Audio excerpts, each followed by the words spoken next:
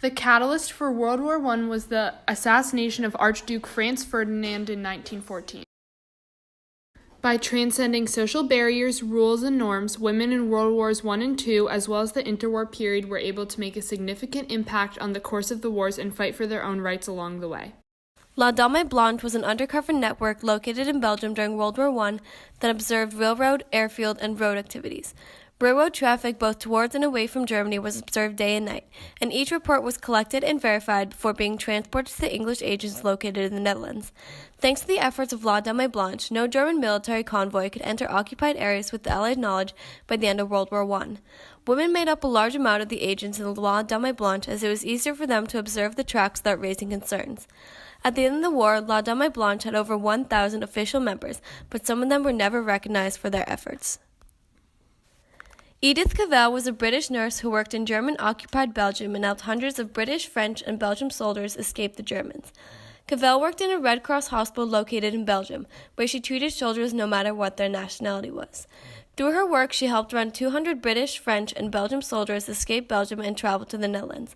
On August 5, 1915, she was arrested by the Germans for helping the enemy and placed in solitary confinement. On October 7, 1915, Cavell was tried along with 34 others and sentenced to death. 5 days later, she was shot by a German firing squad.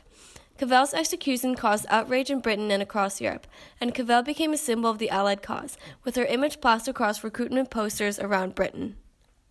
During World War I, Wanda Gertz von Schliess cut her hair and dressed as a man and called herself Katis so she could be on the front lines. In 1917, she joined the women's branch of the Polish military organization and was jailed for participating in a pro-Polish demonstration.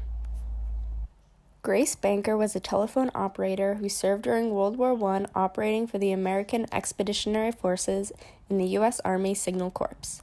She led 33 women telephone operators known popularly as Hello Girls. They were assigned in New York to travel to France to operate telephone switchboards at the warfront in Paris, and also operated at telephone switchboards at 1st Army headquarters.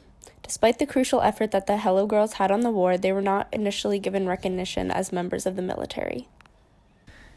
After World War I, the most profound effect for women was increased rights when countries recognized how much impact European women had in the war.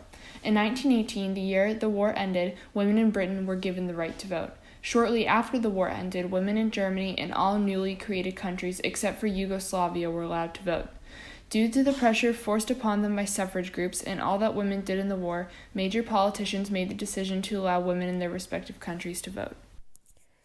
Shortly after the war ended, many women were put out of their jobs. When the men went off to fight in the war, their jobs were left open, and many women took their places. Once they returned, women were put out of their jobs, and in Britain, for example, they were not allowed to access unemployment benefits if they refused to take the jobs available in domestic services. Women all around the world were demoted back to women's work, like cleaning, childcare, or cooking. With advocacy for their rights, the brave women who fought for sexual equality in society made strides towards the equality we are still working for today. Women mostly left the heavy battle combat for the men and focused on auxiliary positions like communication, logistics, first aid, and documentation. Although in 1942 to 1944, women fighting in the undergrounds became more significant. Many influential women helped save countless amounts of lives throughout the years of World War II. Vitica Kempner-Kovner was a leader of small units in the Vilna Ghetto. Her team sabotaged railways with homemade bombs to save as many passengers inside as they could. Zivia Lubkin helped Jews escape through the sewers in the Warsaw Ghetto and was one of the leaders in the Polish Warsaw Uprising in 1944. These brave souls are examples of the countless courageous women that put their lives on the line to save as many people as they could. In 1942 and 1943, Irina Sendler smuggled people out of the Warsaw Ghetto in Poland. Enlisting members of the Social Welfare Department, Sendler used ambulances, body bags, and fake documents to smuggle out more than 2,500 children. Sendler was eventually caught and put in prison but escaped and went on to be nominated for the Nobel Prize, despite her regret that she was not able to help more children escape. Sendler liberated many children in World War II and was a hero to all those that she freed. In June 1940, Joan Clark was recruited to work as a codebreaker at Bletchley Park in Buckinghamshire to help break Enigma, the German code that was previously thought to be uncrackable.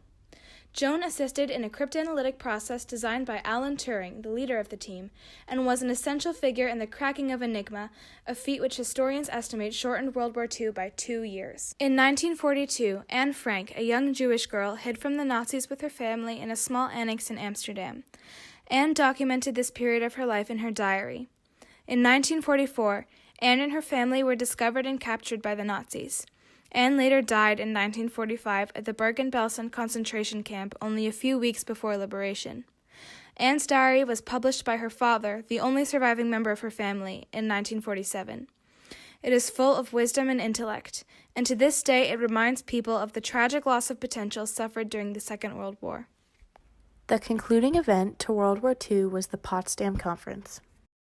Countless women shaped the course of World Wars I and II as they fought for their rights and their liberation. Their stories, despite their importance, have been undermined and brushed aside by those with the privilege of writing history, men in positions of power. In order to fully understand not only the Second 30 Years' War, but also our world as a whole, it is crucial that we uncover and celebrate the remarkable accomplishments of women throughout history.